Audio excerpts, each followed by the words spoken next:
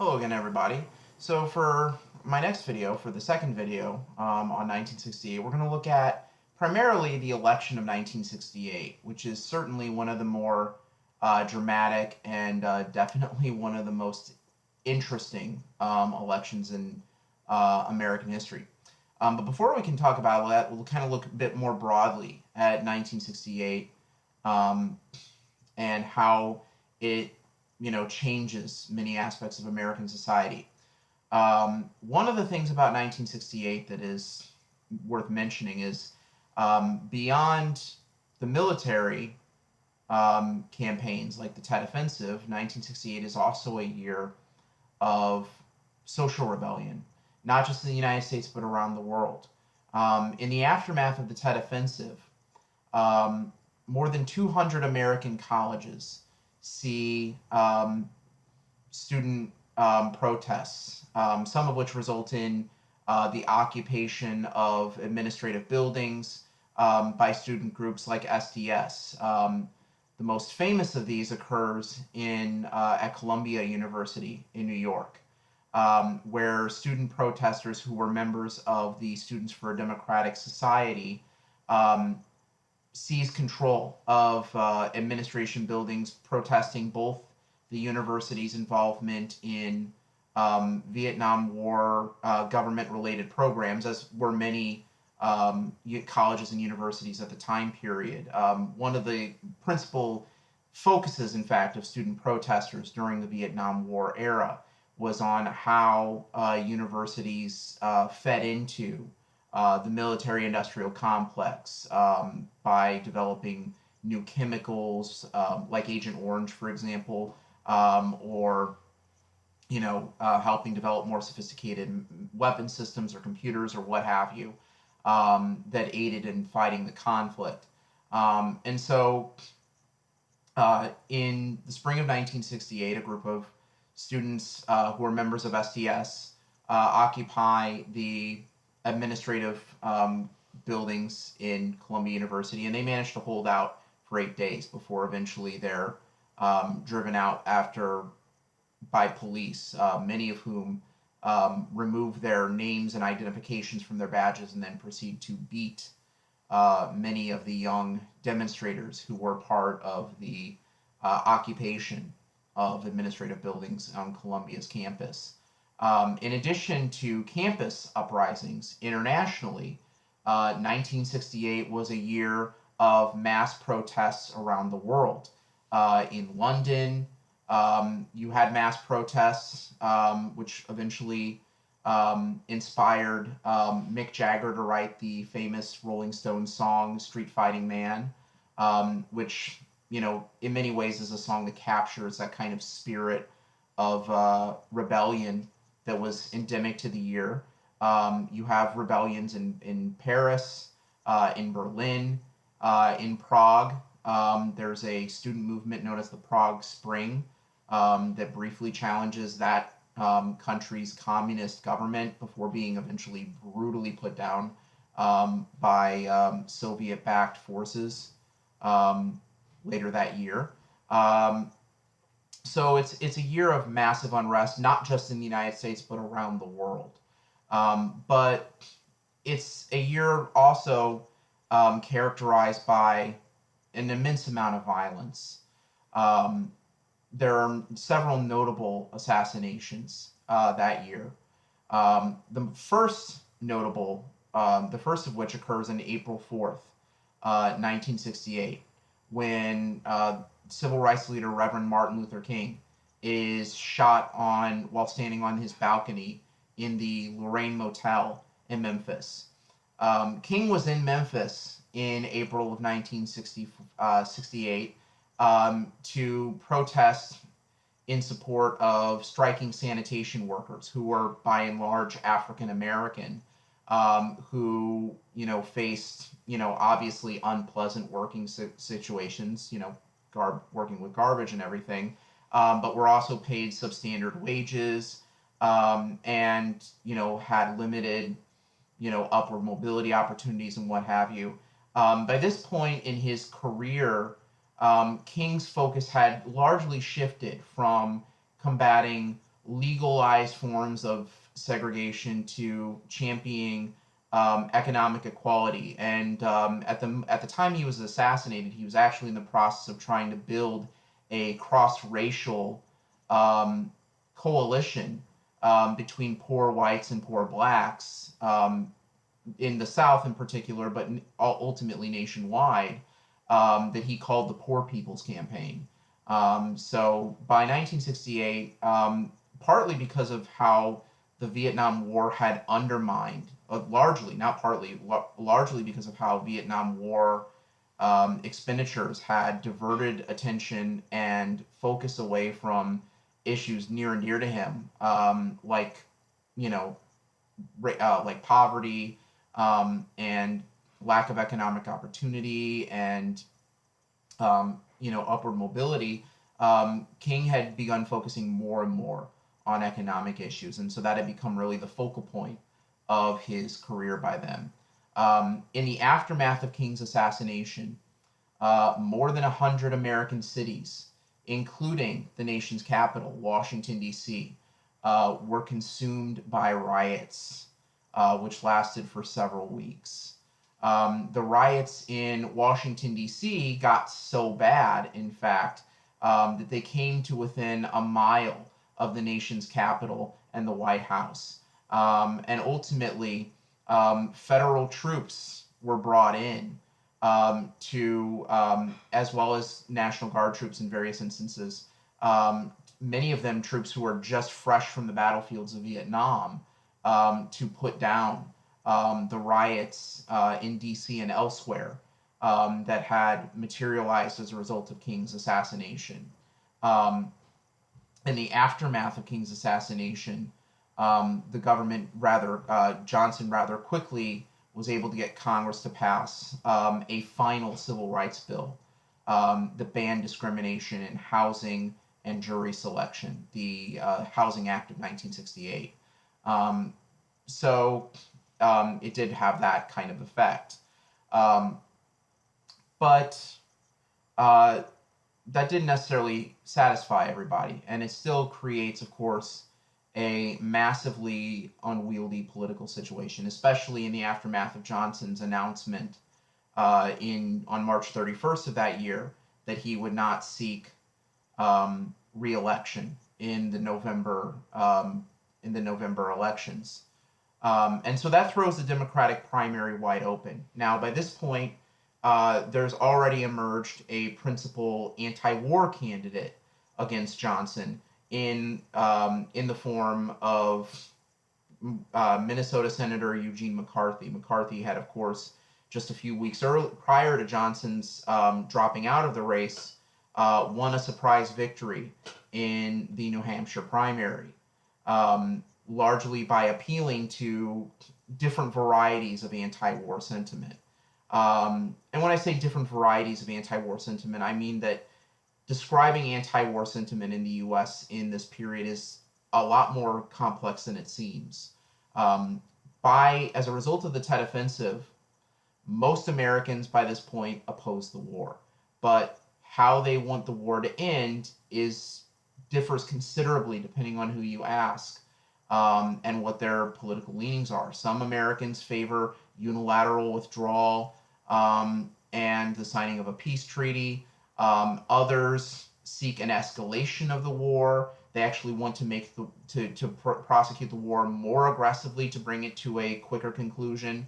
There are others who want there to be some sort of face-saving measures put in place to allow the United States to withdraw from the conflict without it being labeled a retreat or a defeat for the United States. So there's a lot of different shades of opinion about where people stand when it comes to how they voice their opposition to the war in Vietnam. So that's an important point to remember about this. By 1968, a majority of Americans opposed the war, but how they voice that opposition and what their opposition represents is not uniform in any way, shape, or form. Certainly, only a very small minority of Americans who, by this point, oppose the war, support the positions of those who actively champion the Viet Cong and North Vietnam in the conflict. That's a distinctively minority position. The people who hold those positions do happen to attract a sizable amount of media attention, but again, that's not the reason why most Americans oppose the war, is because they think we're on the wrong side in that sense. They just don't think the costs are worth it by and large, and they don't think that the way the war is being fought is fair because of how it largely lets the very, very wealthy and people who have privileges off the hook, basically. So, but that's an issue I'll get into in a later video in the next few days.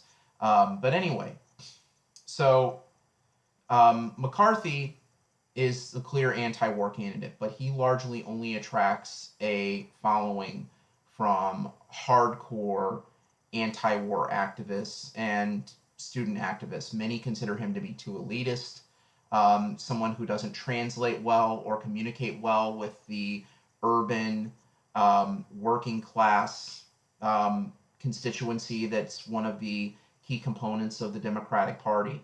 And so ultimately, there's a quest for somebody, some sort of alternative, somebody who can, manage to bridge these increasing divides within the Democratic coalition that's existed since the New Deal between the older, pro-labor, working class, urban constituency, as well as still trying to appeal to Southern whites, many of whom by this point are deeply in deep reaction against the civil rights programs of the Johnson administration, and kind of papering all those various cracks within the Democratic coalition together, attracting the votes of the student anti-war voters, of urban ethnics as they are known at the time period, working class, Catholic and largely Catholic voters,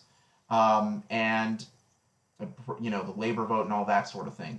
For a while, it appears there's somebody who can do that. When Robert Kennedy, the brother of the slain president John F. Kennedy, enters the race, Robert Kennedy had himself a long history of a ferocious commitment to anti-communism. He'd actually supported the anti-communist crusade of Joseph McCarthy during the 1950s, had even served on his staff, and as the Attorney General under his brother, had authorized wiretaps on Martin Luther King, amongst other things. But by 1968, he had become firmly against the war, and he spoke in terms of humanistic empathy and creating a more gentle society. And so Kennedy, partly because of his brother's reputation and the fact that many urban Catholic voters still held him in very high esteem, he seemed like somebody who could kind of paper over those distances between the hard anti-war left, who supported McCarthy, and those whose opposition to the war might be rooted less in ideological disputes and more in just the way that the war was fought or how it affected communities. He also, of course, because of his brother's later commitment to civil rights, enjoyed considerable support amongst the African American community. And so, for a while, Kennedy seemed like the person who could kind of hold this political coalition that had dominated American politics since the 1930s, since Franklin Roosevelt, since the New Deal, together. And he seemed to be on his way to the nomination. But then in early June 1968, just the day after he had won the crucial Democratic primary in California, which then is now the biggest share of delegates, Kennedy is himself assassinated by a Palestinian activist named Sirhan Sirhan in a hotel lobby. And his death essentially throws the entire Democratic primary, which at this point seemed like it was moving in a direction that could potentially paper over these growing cultural, generational, and racial differences within the Democratic coalition, it throws it all out of whack and into complete contention. Um, and so, really, at this point, the race in the Democratic Party becomes a competition between McCarthy, who still enjoys considerable support amongst anti-war activists, and Vice President Hubert Humphrey, who, after Johnson drops out, becomes kind of the default Democratic establishment candidate. Now, Humphrey, in fact, had one of the most liberal records of any political figure in America at the time period. He had been an early advocate of civil rights, long before it was popular, when he was mayor of Minneapolis. In 1948, he had written the part of the Democratic National Platform for President Harry Truman that made civil rights a central plank on his campaign. And he was a long champion of pro labor support, anti poverty programs, and the like.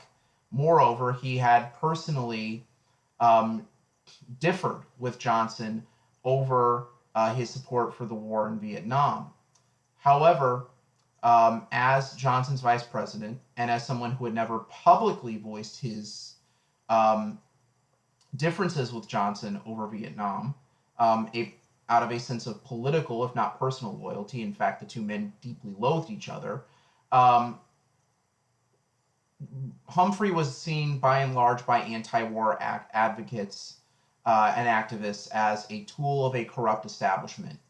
And so when the Democratic Party gathered in Chicago that August to choose their nominee for the presidency, many anti-war groups, including Students for a Democratic Society, as well as the parody political party known as the Youth International Party, led by Abby Hoffman, or the Yippies, as they called themselves, assemble in Chicago in large numbers to protest Humphrey's likely nomination. They are countered on the other side by the mayor of Chicago, Mayor Richard Daley, whose Chicago political machine essentially turned the area around the Democratic National Convention into an armed camp. Um, Walter Cronkite, again himself, even referred to the aura around the convention as akin to a, quote, police state at the time. And so tensions were very high between anti-war activists who opposed Humphrey, who they saw as, this, kind of continuation of the policies of Johnson, and the assembled forces of the Chicago police, and the political machine of Chicago Mayor Richard Daley. Eventually, when marchers assembled in large, anti-war activists assembled in Chicago in large numbers without permits, the police intervened. And what followed was a police riot with images of Chicago policemen, many of whom were from the same sort of working class backgrounds as the people who were being sent to the jungles of Vietnam. May have been the fathers or uncles of people who were in Vietnam, or may have even been returning veterans themselves. They waded into this group of anti-war demonstrators, and once again, television cameras captured images of American police beating unarmed demonstrators, hurling tear gas into their ranks. The violence of this, what would later be characterized as police riot in Chicago, was so chaotic, in fact, that it eventually found its way into the assembled party, the floor of the convention itself, with police agents attacking people on the floor of the convention, even reporters like Dan Rather being attacked on the floor of the convention. So the violence eventually found its way into the convention itself. The whole thing becomes this just sort of disorganized mess. Eventually, in spite of very vocal objections from the supporters of slain former candidate Robert Kennedy and other anti-war demonstrators, Humphrey is eventually nominated by acclamation and becomes the Democratic candidate. Now, on the other side of the coin, Richard Nixon, who had successfully created one of the great, kind of political second acts in American history, manages to completely remake his public image and mounts a successful campaign, defeating Eastern establishment candidates like Michigan Governor George Romney and New York Governor Nelson Rockefeller to become the Republican nominee. He also defeats from the right a challenge from California Governor Ronald Reagan, whose vociferous opposition to both anti-war activists and African American civil rights activists was very popular, but wasn't felt quite ready for mainstream at the time period. So Nixon appeals to this idea of law and order. He comes out and says that he has a, quote, secret plan to bring an end to the war in Vietnam, and he manages to win the Republican nomination. He is aided in his pursuit of the presidency by former Democrat, by Alabama Governor George Wallace, a former Democrat who runs that year under a third-party ticket, the American Independent Party.